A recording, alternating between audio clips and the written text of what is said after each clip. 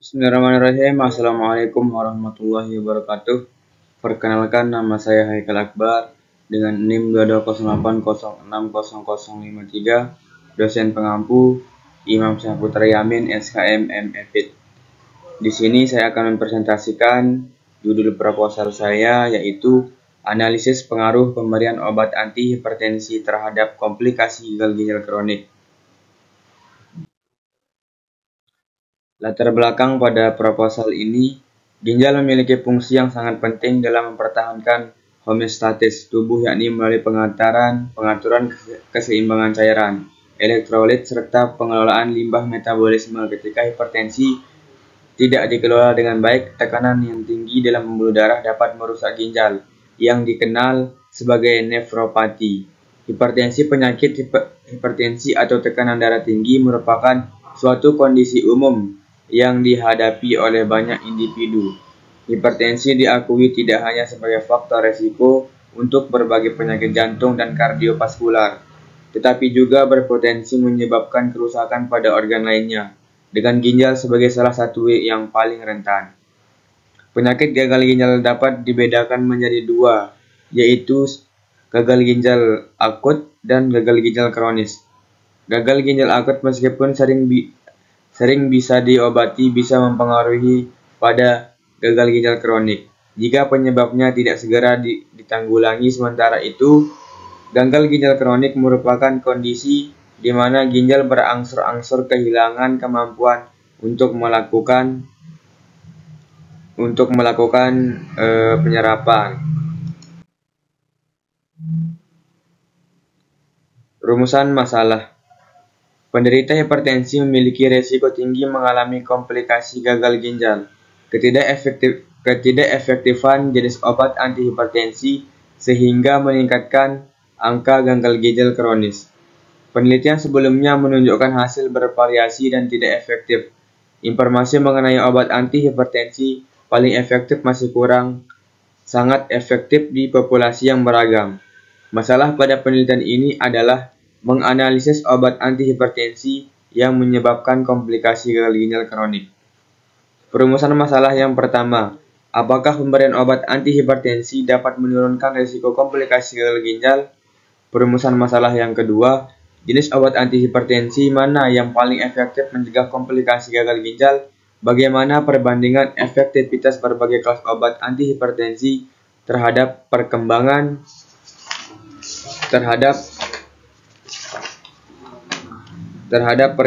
komplikasi gagal ginjal.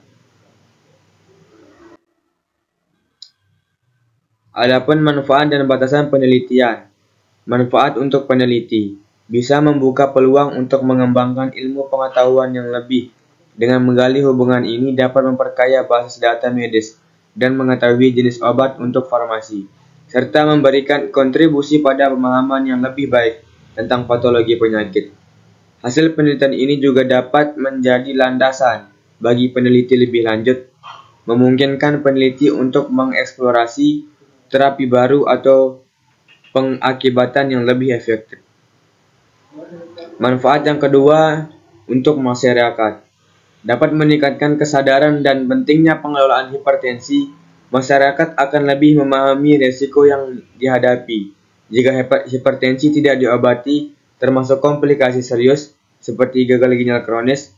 Informasi yang dihasilkan dari penelitian ini dapat digunakan untuk merancang program pencegahan yang lebih efektif, sehingga risiko tersebut dapat diminimalisir serta masyarakat lebih tepat di dalam pemilihan obat hipertensi dan lebih antisipasi.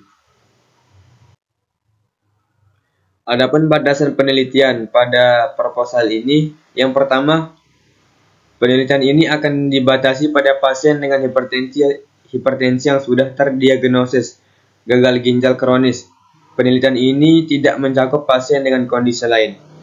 Batasan penelitian yang kedua, fokus penelitian ini akan terbatas pada jenis-jenis tertentu dari obat antihipertensi seperti ACE inhibitor, ARB, atau calcium channel blocker. Batasan penelitian yang ketiga, fokus penelitian ini akan terbatas pada jenis-jenis tertentu dari obat antihipertensi seperti ACE inhibitor, ARB, atau calcium channel blocker. Batasan penelitian yang keempat, penelitian ini akan menggunakan metode pengukuran tertentu untuk menilai fungsi ginjal. Batasan penelitian yang kelima, penelitian hanya akan dilakukan di lokasi tertentu, sehingga hasil mungkin tidak dapat digeneralisasi atau diumumkan. Bab 1. Tinjauan pustaka. Gagal ginjal kronis. Penyakit gagal ginjal kronik merupakan salah satu penyakit gagal ginjal tahap akhir. Penyakit ini menyebabkan ginjal kehilangan fungsinya secara irreversibel. Hal ini menyebabkan gangguan keseimbangan cairan dan elektrolit, serta peningkatan sampah metabolik. Berdasarkan hasil riset kesehatan desa, terjadi peningkatan kasus GGK di Indonesia tahun 2013. Jumlah pasien gagal ginjal kronis adalah 2%. Angka ini meningkat menjadi 3,8% pada tahun 2018. Prevalensi gagal ginjal kronik ditandai dengan penurunan fungsi ginjal secara bertahap dan biasanya tidak dapat dipulihkan. Gejala penyakit ini meliputi kurangnya nafsu makan, mual, muntah, pusing, sesak napas, kelelahan, edema pada tangan dan kaki, dan uremia. Laju filtrasi glomerulus kurang dari 60 ml per menit, 1,73 meter per detik. Apapun penyebabnya dianggap sebagai tanda ginjal kronis. Jika berlangsung selama 3 bulan, pasien penyakit gagal ginjal stadium akhir memerlukan pengobatan pengganti ginjal atau hemodialisis, yang didefinisikan sebagai penurunan fungsi ginjal yang progresif pada gagal ginjal kronik.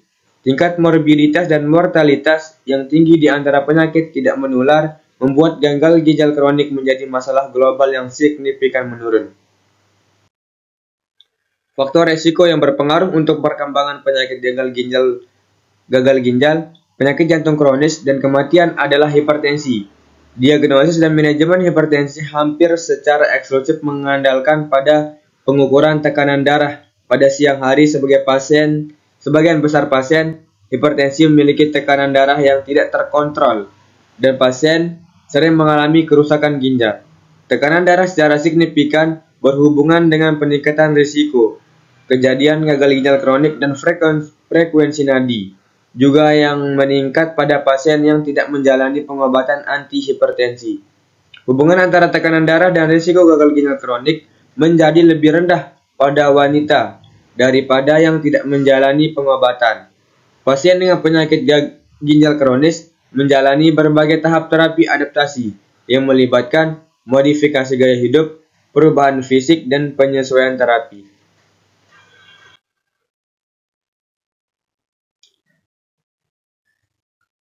Adapun kerangka teori pada proposal ini, obat yang diberikan pada penderita komplikasi gagal ginjal kronis menurun ke faktor risiko, patofisiologi, mekanisme, tahapan dan gejala, pemberian obat antihipertensi, indikasi dan kontraindikasi, mekanisme, jenis obat, pengaruh, perbaikan fungsi ginjal, efek jangka panjang, dan solusi.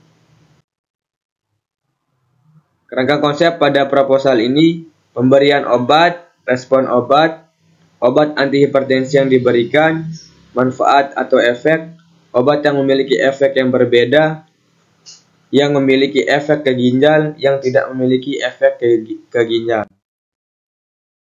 Hipotesis pada proposal ini, hipotesis atau HO, pemberian obat antihipertensi dapat menurunkan risiko komplikasi gagal ginjal kronik dengan cara mengontrol tekanan darah, mengurangi beban pada ginjal, dan memperlambat regresi kerusakan ginjal.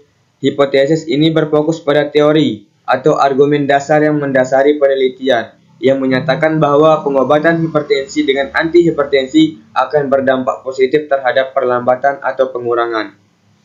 Hipotesis HA atau hipotesis awal, pemberian obat antihipertensi berpengaruh terhadap komplikasi gagal ginjal kronik. Adanya perbedaan yang signifikan antara pasien yang diberi antihipertensi dan yang tidak diberi antihipertensi dalam hal perkembangan gagal ginjal kronik. Berpendapat bahwa pemberian obat antihipertensi berpengaruh secara signifikan terhadap perkembangan komplikasi gagal ginjal kronik, yang berarti akan ada perbedaan yang nyata antara kelompok yang mendapatkan dan yang tidak. Metode, desain penelitian, dan waktu penelitian. Desain penelitian, observasional dengan pendekatan cross-seksional. Desain ini memungkinkan kita untuk mengamati jenis terapi antihipertensi. Populasi dan sampel penelitian. Populasi target, pasien hipertensi kronis yang berobat di Rumah Sakit Unit Daerah Gerung. Sampel penelitian, jumlah sampel yang diambil sebanyak 79 pasien. Populasi dan sampel penelitian. Lokasi yang digunakan yaitu Rumah Sakit Tripat Patuh Paju Lombok Barat yang merupakan fasilitas kesehatan yang menyediakan layanan untuk pasien hipertensi. Kriteria sampel dan teknik sampling. Kriteria sampel. Kriteria inklusi. Pasien yang telah didiagnosis hipertensi dan memiliki rekam medis yang lengkap. Kriteria eksklusi. Pasien dengan kondisi medis lain yang dapat berpengaruhi fungsi ginjal dan pasien yang tidak patuh terhadap pengobatan. Teknik sampling pada proposal ini, data dikumpulkan melalui penelusuran rekam medis pasien untuk mendapatkan informasi tentang jenis terapi antihipertensi. Definisi operasional. Definisi operasional dalam penelitian ini mencakup pengertian dan batasan dari variabel-variabel yang akan dianalisis, yaitu sebagai berikut. Yang pertama, obat antihipertensi. Obat yang digunakan untuk mengontrol tekanan darah tinggi pada pasien hipertensi. Yang kedua, komplikasi gagal ginjal. Kondisi kesehatan yang muncul akibat dari gagal ginjal ditandai dengan penurunan fungsi ginjal yang dapat mengakibatkan akumulasi limbah dalam tubuh. Yang ketiga, pasien di rumah sakit. Individu di rumah sakit dengan diagnosis hipertensi yang mempengaruhi kriteria inklusi tertentu seperti usia, jenis kelamin, dan rekam medis.